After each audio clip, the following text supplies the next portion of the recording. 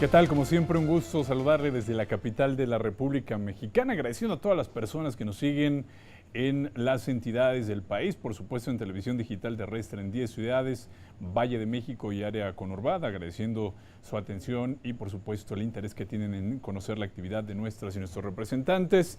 También por supuesto a las personas que nos siguen por televisión por cable y vía internet en todo el mundo. Vámonos de inmediato con esta jornada, día de comparecencias e instalación de comisiones en el Congreso Federal. Vamos con los detalles. Ante el Pleno de la Cámara de Diputados compareció la titular de la Secretaría de Desarrollo Agrario, Territorial y Urbano, Rosario Robles Berlanga, para explicar el estado que guarda la política social en la Administración Pública Federal. Vamos a ver a detalle cómo se desarrolla este encuentro. Con motivo del análisis del sexto informe de gobierno, compareció, como le comento, ante el Pleno de la Cámara de los Diputados, de las diputadas y diputados, la titular de la Secretaría de Desarrollo Agrario, Territorial y Urbano, SEDATU, Rosario Robles. Previo a emitir su mensaje, rindió protesta de decir verdad. Protesta decir verdad ante esta Cámara de Diputados con la finalidad de continuar y profundizar en el análisis del sexto informe de gobierno y enriquecer el diálogo entre los poderes legislativo y ejecutivo.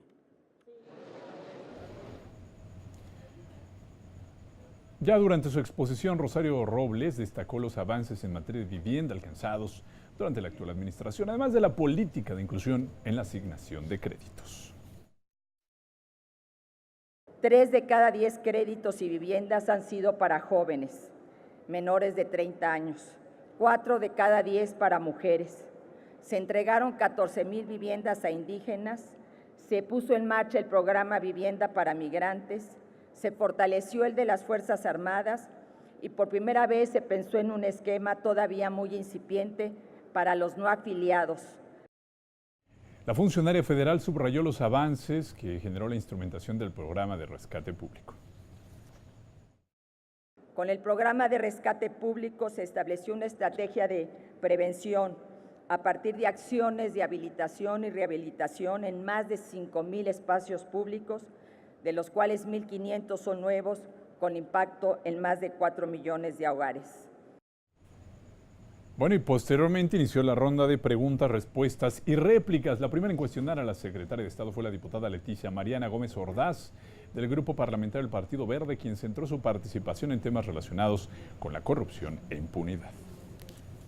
¿Por qué la Sedesol a su cargo estableció contratos con Radio y Televisión de Hidalgo y otras muchas universidades y organismos públicos por servicios que finalmente no fueron entregados a la dependencia? ¿Cuál fue el destino final de los 708 millones de pesos repartidos en efectivo a las empresas involucradas en los contratos de SEDATU y Sedesol? Los convenios establecidos por Sedesol y por SEDATU son absolutamente legales. SEDATU y Sedesol no contrataron con ninguna de las empresas mencionadas en informaciones de carácter periodístico. No hay un solo contrato que se haya exhibido, suscrito por Sedesol o por SEDATU con dichas empresas y mucho menos con empresas fantasma. No se trata de construir hogueras y no debemos hacer de esto un circo. Debemos considerar que es la Auditoría Superior de la Federación en sus resultados y no la ha personalizado ni ha mencionado a usted como derivado de alguna acusación formal. En su oportunidad, la diputada Lilia Villafuerte Zavala del PRD se refirió a la implementación de los programas sociales para atender a la población afectada por los sismos del año pasado. ¿Cuáles han sido las medidas que la dependencia a su cargo ha tomado para contar con un padrón de beneficiarios único, confiable y seguro, que garantice los derechos de la población afectada por los sismos del 7 y 19 de septiembre pasados? Que el censo se levantó de manera transparente, casa por casa, porque fue la instrucción, sin intermediación alguna y con la participación de todos y cada uno de los presidentes municipales que nos firmaron una carta al concluir el censo de que estaban satisfechos con el levantamiento de esta información. La atención a los afectados del sismo y la información que posee su dependencia con los resultados emitidos de los estudios del Consejo Nacional de Evaluación de la Política Social no coinciden con la realidad. Que la responsabilidad institucional que como cabeza del sector tiene al ser secretaria de Estado, pues así lo protestó y así debe asumirlo.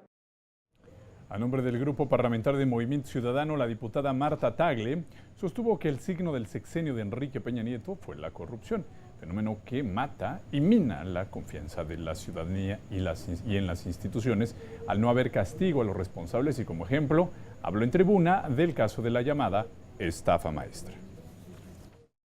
Usted, secretaria, forma parte de una red de corrupción que encabeza la administración de Enrique Peña Nieto, junto con el secretario de Comunicaciones y Transportes, Gerardo Ruiz Esparza, el actual titular de la Secretaría de Relaciones Exteriores, Luis Videgaray, y quien fungió como director de Petróleos Mexicanos, Emilio Lozoya Austin. Esa es la banda. ¿Por qué se tomó la decisión editorial de poner el nombre y la cara de una mujer a esta investigación periodística? Eso se llama violencia política de género y usted y yo hemos luchado en contra de ello, señora diputada. Y yo tengo mucha tranquilidad, que busquen hasta por debajo de las piedras, porque tengo el mismo patrimonio, tengo un solo patrimonio que es mi nombre. Del ya famoso "no te preocupes, Rosario", tenemos que pasar al "no te equivoques, Rosario". La condición de género no nos exime de asumir nuestras responsabilidades en el cargo público y de ser señaladas por actos de corrupción.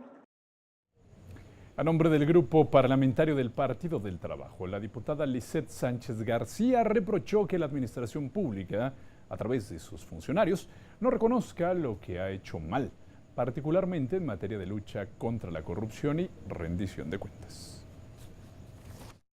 Pues no es ningún secreto su largo recorrido por la vida del sector público, en el que ha estado envuelta en escándalos de corrupción desde que encabezó el gobierno del Distrito Federal primero, luego cuando encabezó el PRD y en cada uno de los cargos públicos por los que ha pasado desde entonces. Y como ha señalado el propio auditor superior de la Federación, en ningún caso se hacen imputaciones personales, se observan hechos y serán las autoridades competentes las que determinen la responsabilidad administrativa, penal o resarcitoria, que son las que establece la ley. La fracción parlamentaria del Partido del Trabajo no se da por bien servida, pues en este recinto se debe hablar con la verdad y aquí hubo mucha falta de la misma. Los y las diputadas que estamos aquí sumados en este grito, en este llamado para terminar con la corrupción, no estamos ni cerca de estar satisfechos con lo que aquí se ha dicho. La diputada Olga Juliana Elizondo Guerra, del Partido de Encuentro Social, planteó la necesidad de una estrategia nacional de ordenamiento territorial, pues dijo no se cuenta con ella. Indicó que ha significado un deterioro en la vida de los mexicanos y también en materia ambiental. Hasta ahora, sin una estrategia nacional correcta, se ha trabajado de forma inadecuada. Se ha hecho mucho, seguramente, sin duda. Para ello, hemos articulado, es porque falta articularlo correctamente. Por ejemplo, la mayoría de las ciudades mexicanas siguen un modelo de desarrollo urbano enfocado prácticamente a la movilidad vehicular. Se creó el Consejo Nacional de Ordenamiento Territorial que mandata la ley. En este consejo participan todas las secretarías que están vinculadas al desarrollo urbano para eliminar las visiones parciales y tener al territorio como un eje de acción transversal. La diversidad poblacional, territorial y geográfica hace necesaria una política integral, pero también resiliente, que permita a la población hacer frente a los desastres naturales. Y como bien lo ha dicho, concreto, es tarea de todos. estados, municipios, en una sola dirección. Hoy tenemos la fortuna de tener la oportunidad de hacer un frente común con los proyectos grandes de quien hoy es nuestro presidente electo por los mexicanos. Y a nombre del grupo parlamentario del PRI, el diputado Eduardo Zarzosa Sánchez rechazó los señalamientos en contra de la funcionaria y del gobierno federal expresadas por los diputados de oposición por considerarlos falsos y exigió que si hay pruebas sean presentadas ante las autoridades correspondientes. No permitiremos que sigan mintiendo y sacando beneficio político de esta comparecencia. Para un servidor ha quedado perfectamente claro y ampliamente explicado el asunto mediático de la mal llamada estafa maestra, que aquí vamos a rebautizarla como la calumnia maestra.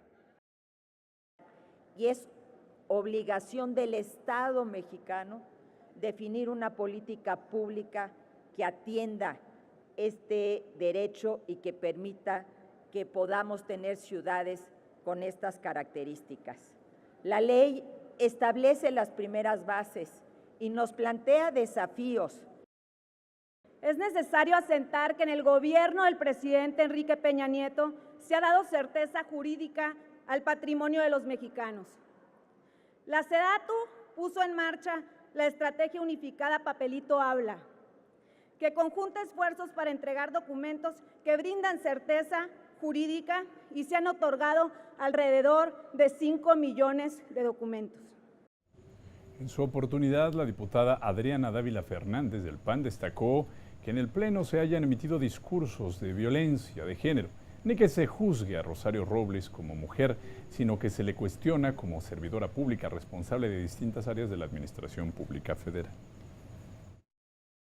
Lamentablemente, usted está protegida por un halo protector de este gobierno. Así es que no sabe lo que es la violencia política de género. Algunas de nosotras la conocemos muy bien. En realidad, usted no tiene de qué preocuparse. Ya le dieron perdón anticipado. ¿Quién se lo dio? El presidente electo, para que los compañeros no estén preocupados por eso, sino por lo que viene.